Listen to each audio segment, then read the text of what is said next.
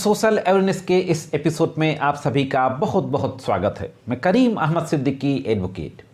साथियों, आज के इस एपिसोड में चेक बाउंस के जो मुकदमे होते हैं, चेक बाउंस के मुकदमे जो नेगोशिएबल इंस्ट्रूमेंट एक्ट के तहत दर्ज किए जाते हैं अदालतों में, तो चेक बाउंस के मुकदमों से संबंधित दो महत्वपूर्ण परिस्थितियों के बारे में बातचीत करने जा रहा हूँ। हाँ दोस्तों, पहली परिस्थिति ये है कि अगर आप कहीं पर जॉब कर रहे हैं, किसी ऐसी पोजीशन में है कि आपको चेक साइन करके देना पड़ता है, इसके बाद आप वहाँ से जॉब छोड़ देते हैं या रिटायरमेंट हो जाते हैं या किसी भी कारण से आपकी जॉब नहीं रहती है।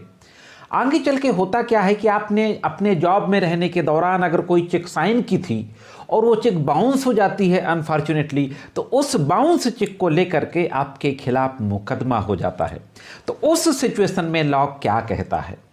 और दूसरी सिचुएशन दोस्तों, अक्सर जो डे टू डे की लाइफ में लोगों के साथ होता रहता है, कहीं पर कोई लेन देन किया जाता है, उधार में पैसे लिए जाते हैं या किसी से लोन लिया जाता है, तो सिक्योरिटी के रूप में कुछ ब्लैंक चेक्स में साइन करा करके लोग रख लेते हैं। अगर आपने किसी कंपनी से लोन लिया है तो कंपनी भी ब्लैंक चेक्स को साइन करा करके अपने पास रख लेती हैं। और अगर आप इंस्टॉलमेंट नहीं दे पाते हैं तो उन चेक्स में तारीख, धनराशि और नाम, बाकी चीज़ों को भर करके, और अगर वो बाउंस हो जाती है तो भी आपके खिलाफ वो 138 आई एक्ट का मुकदमा कर देती हैं। ये दो सिचुएशन हैं। इन दोनों सिचुएशन में कानून क्या कहता है, इस बारे में बातचीत करेंगे और साथ ही यह भी देखेंगे कि इस संबंध में हाई कोर्ट्स के, डिफरेंट हाई कोर्ट्स के जजमेंट क्या हैं। तो बहुत ही महत्वपूर्ण जानकारी है, इसलिए जुड़े रहें आखिरी तक। देखते हैं कि दोनों सिचुएशन पे कानून क्या कहता है। साथियों, जो पहली सिचुएशन थी उस संबंध में अभी 2 दिसंबर का एक बहुत ही लेटेस्ट जजमेंट है दिल्ली हाई कोर्ट का। यह जजमेंट है मनमोहन पाठक बनाम Cisco system capital India private limited. इस केस में यह जजमेंट आया है। इसका जो नंबर है 6461/2022 और क्रिमिनल MA नंबर है 25177/2022। ये डिटेल आपकी स्क्रीन पर है। तो इस केस में भी यही हुआ था कि एक व्यक्ति जॉब में था, ऑफिसर की पोस्ट पर एक कंपनी में कार्यरत था। उसने उस दौरान कोई चेक साइन की थी, बाद में वो चेक बाउंस होती है और 138 का उस व्यक्ति पर मुकदमा हो जाता है। दिल्ली हाई कोर्ट ने उस व्यक्ति के खिलाफ 138 की कार्यवाही को, यानी जो समनिंग ऑर्डर होता है, तलबी आदेश, उस तलबी आदेश को क्वैश कर दिया और यह कहते हुए क्वैश कर दिया कि जिस समय, यानी जब वो बाउंस हुई चेक, उस दौरान वह व्यक्ति कंपनी के मामलों से जुड़ा नहीं था। इन जो नेगोशिएबल इंस्ट्रूमेंट एक्ट है वो यह कहता है कि कंपनी के मामलों से जुड़ा हुआ होना चाहिए व्यक्ति, जिस व्यक्ति के खिलाफ मुकदमा किया गया है और जब वो चेक बाउंस हुई है। तो जो पहली सिचुएशन थी, उस सिचुएशन में कानून यह कहता है कि सिर्फ चेक पर हस्ताक्षर करना उस व्यक्ति को 138 के मुकदमों के लिए जिम्मेदार नहीं बनाता है, कंपनी का जहां तक मामला है। तो यह थी दोस्तों पहली सिचुएशन की बात। अब देख लेते हैं कि दूसरी सिचुएशन के संबंध में कानून क्या कहता है और उस पर हाईकोर्ट ने क्या कहा है। साथियों, जो दूसरी सिचुएशन थी कि अगर कोई व्यक्ति किसी कंपनी से लोन लेता है या किसी व्यक्ति से लोन लेता है, उस दौरान उसने जो चेक सिक्योरिटी के रूप में ब्लैंक चेक साइन करके दी है, अगर इंस्टॉलमेंट नहीं दे पाता है तो उसके खिलाफ अगर 138 का मुकदमा हो गया है तो कानून क्या कहता है।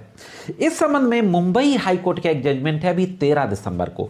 ये जजमेंट आया है MS Pinak Bharat and company versus Anil Ram Rao Naik, criminal appeal number 1630/1631/2011। अभी 13/12/22 को बॉम्बे हाई कोर्ट ने इसमें जजमेंट पारित किया है। इस केस के फैक्ट ये थे कि एक कंपनी से एक व्यक्ति लोन लेता है और लोन लेने के दौरान जब MOU साइन होता है तो 2 चेकें उससे ले ली जाती हैं। इसके बाद वो इंस्टॉलमेंट देने में फेल हो जाता है तो कंपनी उन दोनों चेकों में तारीख डालती है, धनराशि भरती है और नाम भरती है, और ये सारी चीज़ों को फिल करने के बाद उनको बाउंस करा के उस व्यक्ति के खिलाफ 138 का मुकदमा दाखिल कर दिया जाता है। मैं आपको यह भी बता दूं कि इस मामले में दीवानी का मुकदमा भी कंपनी के द्वारा दाखिल किया जाता है।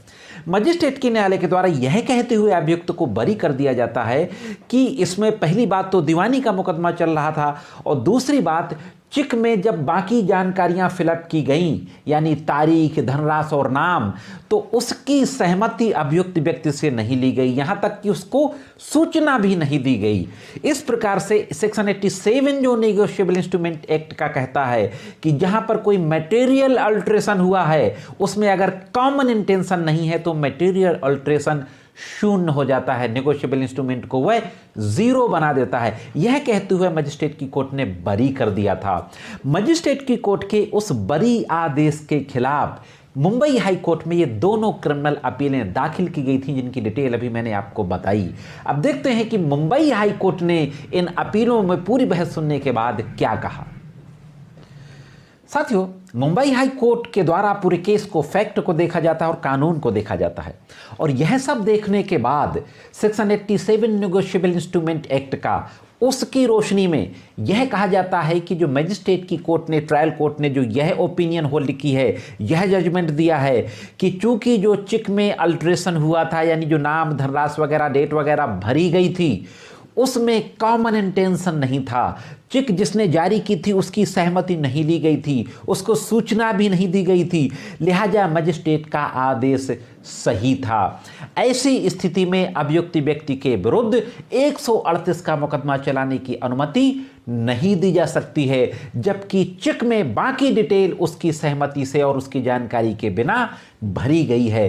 तो दोस्तों, मुंबई हाई कोर्ट के द्वारा इन दोनों क्रिमिनल अपीलों को निरस्त कर दिया जाता है, जो कि लोअर कोर्ट में जो वादी था उसके द्वारा दाखिल की गई थी, और जो ट्रायल कोर्ट यानी मजिस्ट्रेट की कोर्ट ने जो अभियुक्त को बरी किया था इस मामले में, उस मजिस्ट्रेट की कोर्ट के आदेश को कंफर्म कर दिया जाता है। साथियों, तो यह थी दोस्तों इन दोनों सिचुएशन की एक महत्वपूर्ण जानकारी। दोनों केसों की detail, appeal number, party name आपको मैं पहले ही वीडियो में बता चुका हूं। यह जानकारी मैं समझता हूं कि आपके जरूर काम आएगी। साथियों, जानकारी अगर अच्छी लगी हो तो वीडियो को लाइक और शेयर अवश्य कर दें, और अभी तक अगर आपने सब्सक्राइब ना किया हो तो चैनल को सब्सक्राइब करके बेल बटन को हिट करके ऑल पे सेट कर दे। साथियों, आज की वीडियो में सिर्फ इतना ही। मिलते हैं किसी अन्य वीडियो में कानून की कुछ अन्य जानकारियों के साथ। तब तक कानून की विभिन्न तरीके की जानकारियों के लिए देखते रहें लीगल एंड सोशल अवेयरनेस।